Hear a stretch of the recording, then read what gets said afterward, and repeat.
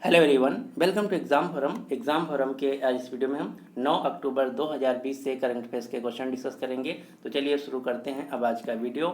आज का पहला क्वेश्चन है, हाल ही में इंडिया पोस्ट पेमेंट बैंक के नए एमडी और सीईओ के रूप में किसे नियुक्त किया गया है। तो हाल ही में इंडिया पोस्ट पेमेंट बैंक के नए एमडी और सीईओ के रूप में नियुक्त किया गया है जे वेंकट रमू को, यानी कि इस क्वेश्चन का सही आंसर है D. J Venkat Ramu India post payment bank के नए एमडी और सीईओ बने हैं। इंडिया पोस्ट पेमेंट बैंक जिसकी स्थापना हुई थी 2018 में, इसका मुख्यालय है नई दिल्ली में। अब हम जानते हैं कि नॉर्मल बैंक जैसे PNB, SBI, BOB, Indian bank, HDFC, Axis, इन सभी बैंकों से पेमेंट बैंक डिफरेंट कैसे होती हैं। तो पेमेंट बैंक का जो बिजनेस मॉडल है रिस्ट्रिक्टेड मॉडल है। पेमेंट बैंक पर कस्टमर 1 लाख रुपया ही डिपॉजिट करवा सकती हैं। पेमेंट बैंक अपने कस्टमर को लोन नहीं दे सकती हैं। पेमेंट बैंक अपने कस्टमर को क्रेडिट कार्ड इशू नहीं कर सकती हैं, जबकि नॉर्मल बैंकों में इन सभी चीज़ों का कोई रिस्ट्रिक्शन नहीं होता है। पेमेंट बैंक अपने ग्राहक को एटीएम कार्ड इशू कर सकती हैं, डेबिट कार्ड दे सकती हैं तथा मोबाइल बैंकिंग सुविधा भी दे सकती हैं, लेकिन पेमेंट बैंक अपने कस्टमर को लोन नहीं दे सकती हैं और क्रेडिट कार्ड नहीं इशू कर सकती हैं। वर्तमान में पूरे भारत में टोटल 6 पेमेंट बैंक एक्टिव हैं। कौन कौन सी? Airtel payment bank, India post payment bank, Fino payment bank, Jio payment bank, Paytm payment bank तथा एनएसडीएल पेमेंट बैंक। यहाँ से क्वेश्चन पूछा जाता है इनके हेडक्वार्टर से। तो एयरटेल पेमेंट बैंक का हेडक्वार्टर है नई Delhi, India post payment bank का हेडक्वार्टर है नई दिल्ली, फिनो पेमेंट बैंक का हेडक्वार्टर है मुंबई, जियो पेमेंट बैंक का हेडक्वार्टर है मुंबई, पेटीएम पेमेंट बैंक का हेडक्वार्टर है Noida Uttar Pradesh, NSDL payment bank का मुख्यालय है मुंबई। इसके अलावा 2 क्वेश्चन और आपको याद रखना है। पहला क्वेश्चन पूछा जाता है कि भारत की पहली पेमेंट बैंक कौन है। तो भारत की पहली पेमेंट बैंक है एयरटेल पेमेंट बैंक। दूसरा क्वेश्चन पूछा जाता है कि भारत की एकमात्र सरकारी पेमेंट बैंक कौन है। तो भारत की एकमात्र सरकारी पेमेंट बैंक है India post payment bank. India post payment bank 100% सरकारी पेमेंट बैंक है जिसका मुख्यालय है नई दिल्ली। क्वेश्चन नंबर 2 है, हाल ही में भारतीय कपास का पहला ब्रांड एवं लोगो किसके द्वारा लॉन्च किया गया है। तो हाल ही में भारतीय कपास का पहला ब्रांड व लोगो लॉन्च किया गया है स्मृति ईरानी के द्वारा, यानी कि इस क्वेश्चन का सही आंसर है बी। अब हम जानते हैं इसका मतलब क्या है। जिस प्रकार से चावल की आपने कई सारी वैरायटी के नाम सुना होगा, जैसे बासमती राइस, अटूप राइस, भूपमती राइस, इसी प्रकार से जो भारतीय कपास था इसका कोई नाम नहीं था, कोई ब्रांड नहीं था, तो उसी को ब्रांड दिया गया है, उसका नाम दिया गया है। यानी कि अब भारतीय कपास जब किसी दूसरे देश में बिकेगा या दूसरी जगह बिकेगा तो उसको नाम से पुकारा जाएगा, वो नाम है कस्तूरी कपास। कपास का नाम दिया गया है कस्तूरी कपास। यही है भारत के कपास की पहली ब्रांड जिसका नाम दिया गया है कस्तूरी कपास, और इसका लोगो जो है ये आप जो फोटो में देख पा रहे हैं ये है कस्तूरी कपास का लोगो, जिसको लॉन्च किया गया है स्मृति ईरानी के द्वारा। स्मृति ईरानी जो कि वर्तमान में महिला एवं बाल विकास मंत्री हैं, साथ ही साथ कपड़ा मंत्री भी हैं। जो स्मृति ईरानी है ये अमेठी उत्तर प्रदेश से लोकसभा सांसद हैं। तो आपको याद रखना है भारत का पहला कपास का ब्रांड लॉन्च किया गया है जिसका नाम है कस्तूरी कपास। कपास को प्रमोट करने के लिए भारत में एक संस्था भी है, इस संस्था का नाम है कॉटन कॉरपोरेशन ऑफ इंडिया, जिसके वर्तमान में एमडी हैं प्रदीप कुमार अग्रवाल। मुख्यालय है मुंबई महाराष्ट्र और इसकी स्थापना की गई थी 1970 में। हाल ही में विश्व कपास दिवस मनाया गया है 7 अक्टूबर को। क्वेश्चन नंबर 3 है, साल 2020 का साहित्य के क्षेत्र का नोबेल पुरस्कार किसे दिया गया है। तो वर्ष 2020 का जो साहित्य का लिटरेचर का नोबेल पुरस्कार है ये दिया गया है लुईस ग्लूक को, यानी कि इस क्वेश्चन का सही आंसर है ए। आप ये जो फोटो में देख रहे हैं ये हैं लुईस ग्लूक, इन्हीं को 2020 का नोबेल पुरस्कार दिया गया है साहित्य के क्षेत्र का। क्यों दिया गया है? तो इनको यह पुरस्कार उनकी बेमिसाल काव्य आवाज़ के लिए दिया गया है, जो कि खूबसूरती के साथ व्यक्तिगत अस्तित्व को सार्वभौमिक बनाती है। तो इसी चीज़ के लिए लुईस ग्लूक को दिया गया है वर्ष 2020 का लिटरेचर नोबेल प्राइज। जो नोबेल प्राइज हैं 6 क्षेत्रों में दिए जाते हैं। कौन कौन से? भौतिकी, रसायन, चिकित्सा, अर्थशास्त्र, शांति तथा लिटरेचर, जिसमें से अभी तक 4 क्षेत्रों में दिया जा चुके हैं। अब हम सभी के नाम जान लेते हैं। इससे पहले रसायन विज्ञान के क्षेत्र में 2 लोगों को दिया गया था, इमैनुअल चार्पियर, जेनिफर ए डोडना को। इन्होंने एक जीनेटिक सीजर्स यानी कि एक टूल को डेवलप किया है, एक तकनीक को डेवलप किया है जिसकी वजह से जीनोम एडिटिंग, जो डीएनए एडिटिंग है, उसको संभव हो चुका है। इसके अलावा चिकित्सा के क्षेत्र में 3 लोगों को पुरस्कार दिया गया है, Michael Houghton, Harvey Alter, Charles Rice, इनके हेपेटाइटिस सी वायरस खोज के लिए। भौतिकी विज्ञान के क्षेत्र का नोबेल पुरस्कार भी 3 लोगों को दिया गया है, रोजर पेनरोज, रेनहार्ड गेंजल तथा एंड्रिया घेजको। क्वेश्चन नंबर 4 है, हर साल भारतीय वायुसेना दिवस कब मनाया जाता है? तो हर साल भारतीय वायुसेना दिवस मनाया जाता है 8 अक्टूबर को, यानी कि इस क्वेश्चन का सही आंसर है बी। इस साल जो भारतीय वायुसेना दिवस मनाया गया है, ये इसकी मनाई गई है 28वीं यानी कि 88th वर्षगांठ।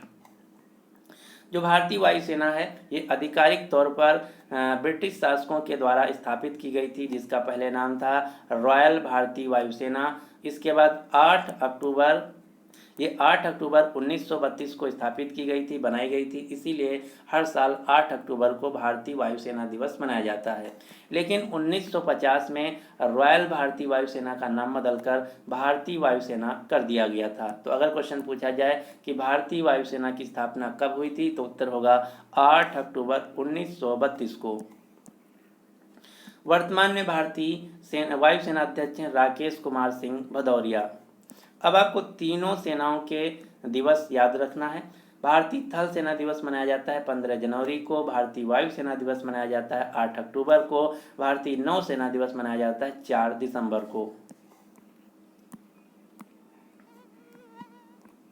क्वेश्चन नंबर 5 है, हाल ही में RBI reserve bank of India का नया डिप्टी गवर्नर किसे नियुक्त किया गया है? तो हाल ही में आरबीआई के नए डिप्टी गवर्नर के रूप में नियुक्त किया गया है एम राजेश्वर राय को, यानी कि इस क्वेश्चन का सही आंसर है डी। आप ये जो फोटो में देख रहे हैं, ये हैं एम राजेश्वर राय, इन्हीं को आरबीआई का नया डिप्टी गवर्नर नियुक्त किया गया है। अब आपको एक स्ट्रक्चर याद रखना है। जो हमारा आरबीआई है, भारतीय रिजर्व बैंक है, इसमें एक होता है गवर्नर और 4 होते हैं डिप्टी गवर्नर। तो वर्तमान में भारत के आरबीआई के गवर्नर हैं शक्तिकांत दास, जो कि 25वें नंबर के हैं, और इनके नीचे 4 डिप्टी गवर्नर होते हैं। इनमें से 3 ऑलरेडी थे। कौन कौन से? एमडी पात्रा, बीपी कानूनगो, एमके जैन, ये थे 3 डिप्टी गवर्नर। और चौथे जो कि हाल ही में नियुक्त किए गए हैं, इनका नाम है एम राजेश्वर राय। तो आपको इन चारों डिप्टी गवर्नर के नाम याद रखने हैं। कौन कौन से? एमडी पात्रा, बीपी कानूनगो, एमके जैन, एम राजेश्वर राय, ये हैं वर्तमान में आरबीआई के 4 डिप्टी गवर्नर। जबकि आरबीआई के गवर्नर हैं शक्तिकांत दास, जो कि 25वें नंबर के हैं। आरबीआई का मुख्यालय मुंबई महाराष्ट्र में। आरबीआई की स्थापना हुई थी 1 अप्रैल 1935 को। आरबीआई का राष्ट्रीयकरण यानी कि नेशनलाइजेशन हुआ था 1 जनवरी 1950 को। क्वेश्चन नंबर 6 है, इफ्को ने नई कृषि प्रौद्योगिकी को बढ़ावा देने के लिए किस संगठन के साथ साझेदारी किया है? तो हाल ही में इफ्को कंपनी ने भारत में जो नई कृषि प्रौद्योगिकी है, नई कृषि तकनीक है, उसको बढ़ावा देने के लिए प्रसार भारती के साथ समझौता किया है, यानी कि इस क्वेश्चन का सही आंसर है ए।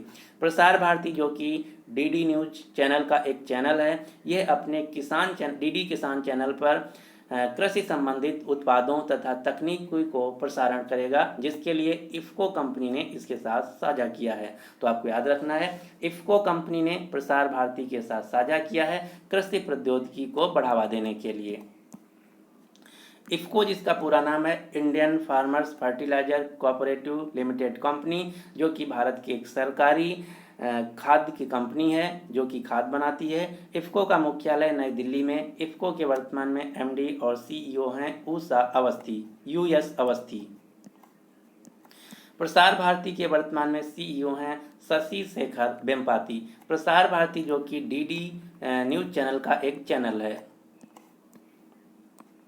क्वेश्चन नंबर 7 है, हाल ही में भारत और किस देश के बीच साइबर सुरक्षा के क्षेत्र में सहयोग को लेकर समझौता हुआ है? तो हाल ही में भारत ने साइबर सुरक्षा के लिए जापान देश के साथ समझौता किया है, यानी कि इस क्वेश्चन का सही आंसर है ए। जापान के प्रधानमंत्री हैं योशिहिदे सुगा। जापान की मुद्रा है येन। जापान की राजधानी है टोक्यो। और हाल ही में जापान की राजधानी टोक्यो में क्वाड देशों के विदेश मंत्रियों की बैठक हुई है, जिसमें भारत की तरफ से भारत को रिप्रेजेंट किया भारत के विदेश मंत्री एस जयशंकर ने। क्वाड देशों में 4 देश आते हैं, कौन कौन से? America, Japan, Australia, Bharat. ये 4 देशों को मिला के बोला जाता है क्वाड कंट्रीज। 2020 के समर ओलंपिक खेल जो कि खेले जाने थे जापान की राजधानी टोक्यो में, अब ये खेले जाएंगे अगले साल 2021 में। 2022 में वर्ल्ड एक्वेटिक चैंपियनशिप के खेल खेले जाएंगे जापान के शहर फुकुओका में। भारत जापान के साथ 4 मिलिट्री एक्सरसाइज करता है, कौन कौन सी? सिन्यू मैत्री, सहयोग काइजिन, धर्मा गार्जियन, मालाबार एक्सरसाइज। ये हैं 4 मिलिट्री एक्सरसाइज जो कि भारत जापान देश के साथ कंडक्ट करता है।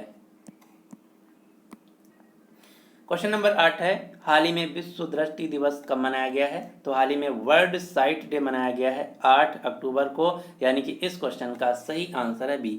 लेकिन यहाँ पर आपको एक बात का ध्यान देना है, जो विश्व दृष्टि दिवस है ये हर साल 8 अक्टूबर को नहीं मनाया जाता है, ये मनाया जाता है हर साल अक्टूबर महीने के दूसरे गुरुवार को, जो कि इस साल था 8 अक्टूबर को। तो आपको याद रखना है, जो विश्व दृष्टि दिवस है, वर्ल्ड साइट डे है, ये हर साल मनाया जाता है अक्टूबर महीने के दूसरे गुरुवार को, जो कि इस साल था 8 अक्टूबर को।